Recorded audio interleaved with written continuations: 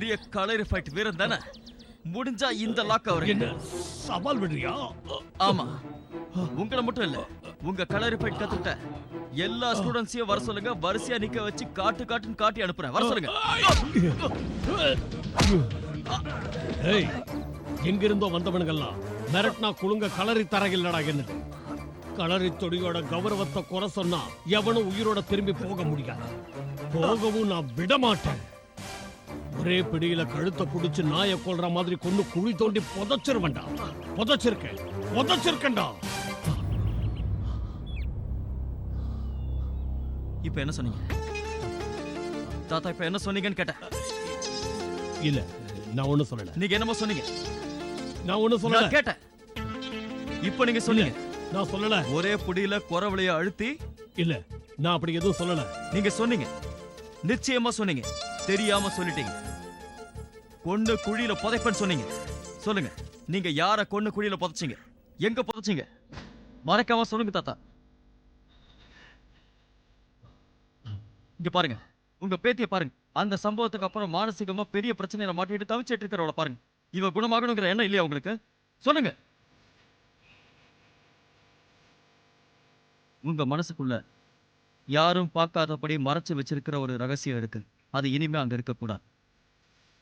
அது இப்பவே எங்களுக்கு தெரிஞ்சாகணும். சொல்லுங்க, அன்னைக்கு கோயில்ல திருவிழா நடந்த அன்னைக்கு என்ன நடந்தது? கமான், சொல்லுங்க. உண்மையை மறைக்காம சொல்லுங்க.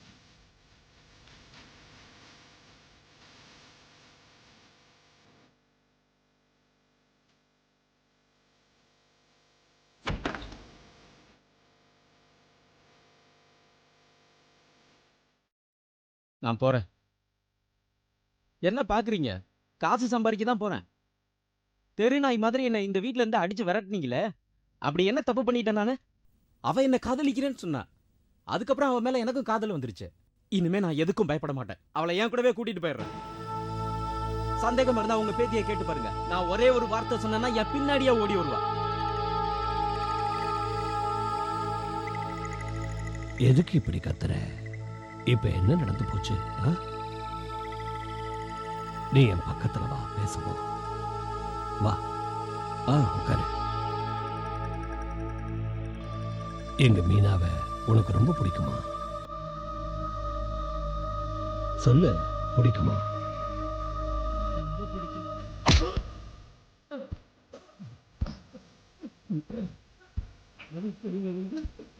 யோகி, என்ன என் பேத்திய நீ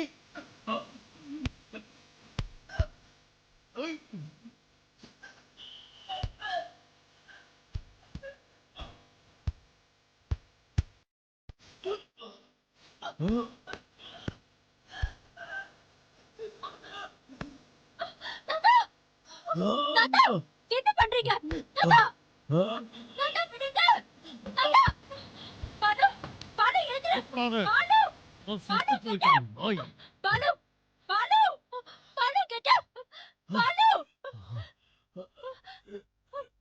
விஸ்வநாதா, விஸ்வநாதா,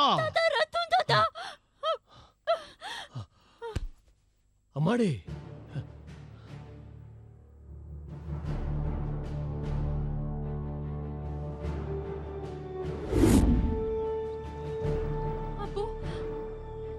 அப்போ நான் இல்லையா?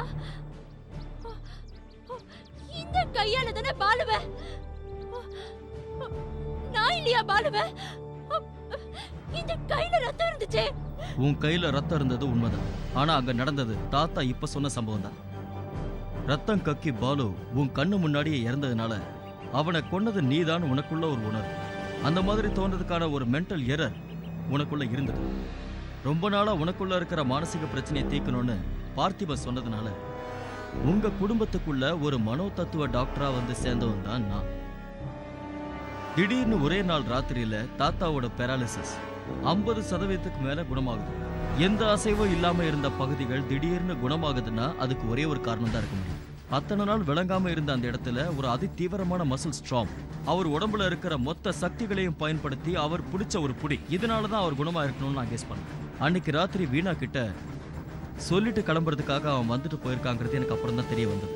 இது ரெண்டையும் சேர்த்து பார்க்கும்போது எனக்கு ஒரு தெளிவா புரிஞ்சது. The rest is history. தாத்தாவோட மனசுக்குள்ள பலவிதமான ரகசியங்கள் ஒளிஞ்சிருக்கு. அதை வெளியே கொண்டு வர முடியாதுன்றதை நான் புரிஞ்சேன்.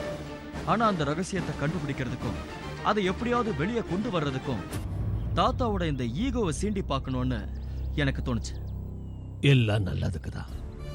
செஞ்ச தவற ஒத்துக்கிட்டு தண்டனையை ஏத்துக்க நான் அன்னைக்கே தயாரானேன். ஆனா விஸ்வநாதன் ஒத்துக்கல. மீனாவோட கல்யாணம் நின்னு போயிடுன்னு கேள்விப்பட்டதும் நான் அவன் பேச்சுக்கு கட்டுப்பட்டேன். பிரியா ஏதோ தவறா புரிஞ்சுக்கிட்டான்னு நினைச்சனே தவிர இவ்வளவு சீரியஸான நிலையில என் பேத்தி இருப்பான்னு நான் நினைக்கல. இன்னும் லேட் பண்ணாதீங்க, போலீஸ்க்கு இன்ஃபார்ம் பண்ணுங்க. ஓகே, இன்ஃபார்ம் பண்ணலாம். ஆனா இப்பவே வேண்டாம். என்ன சொல்றீங்க? தெரியும்ல, இன்னொரு மர்டரோட சஸ்பென்ஸ் இன்னும் தொடர்ந்துட்டு இருக்கு. ரெண்டுத்துக்கும் எந்த லிங்க்கும் இல்லை. ஆனா ரெண்டுமே கொஞ்சம் தொடர்ச்சியா நடந்திருக்கு. நான் இப்போ அந்த பாதையில எங்கேயோ பாதி வழியில நிக்கிறேன். அதையும் கண்டுபிடிக்கணும். கண்டுபிடிக்கலாம். அது வரைக்கும் பாலுவோட மரணம் ரகசியமா இருக்கட்டும். நீ என்ன முழுசா புரிஞ்சு வச்சிருப்பேன்னு நம்புறேன்.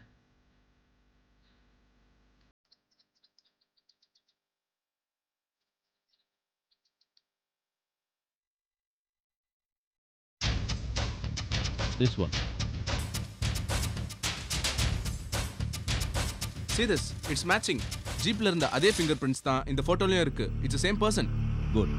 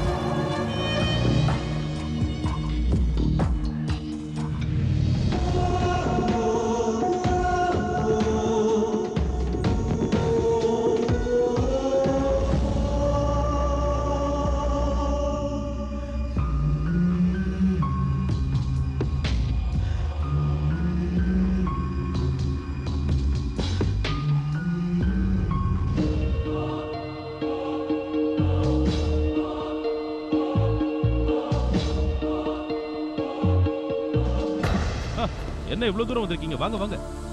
நான் உங்ககிட்ட ஒரு விஷயம் சொல்லிடுறேன். இந்த கேஸ் விஷயமா இனிமே நீங்க அப்படி இப்படி நடந்து எந்த பிரயோஜனமும் இல்ல. அவ குற்றத்தையும் ஒத்துக்கிட்டா, விஷயத்தெல்லாம் மணிமணியா சொல்லிட்டா.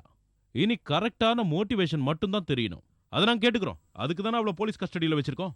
அவளை பார்த்து பேசணும். முடியாது முடியாது முடியாது. நான் டைமுக்கு கோர்ட்ல ஆஜர்படுத்துவேன். அப்போ வாங்க, பாருங்க, ஜாமீன்ல எடுங்க, என்ன வேணாலும் செய்யுங்க. இப்போ போங்க போங்க போங்க போங்க போங்க.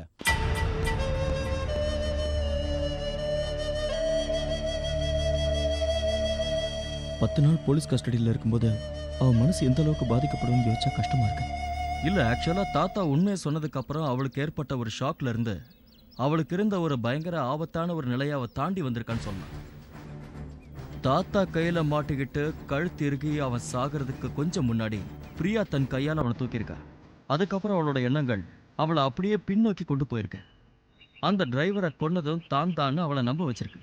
அதோட விஷுவல்ஸ் மேனிக் டிப்ரெஷன் ஏற்பட்ட ஆளை அவளை மாத்திரும். ஃபால்சிஃபிகேஷன் ஆஃப் மெமரி அப்படின்னு சொல்லுவாங்க. அதாவது அவங்க நினைவுகள் அவங்க கிட்டேயே பொய் சொல்ற ஒரு நிலை. அதுலேருந்து அவ கிட்டத்தட்ட இப்போ ஃப்ரீ ஆயிருக்கா. தென் ரெண்டாவது சம்பவம் கொஞ்சம் கூட கிரிட்டிக்கலாக தான் இருக்கு.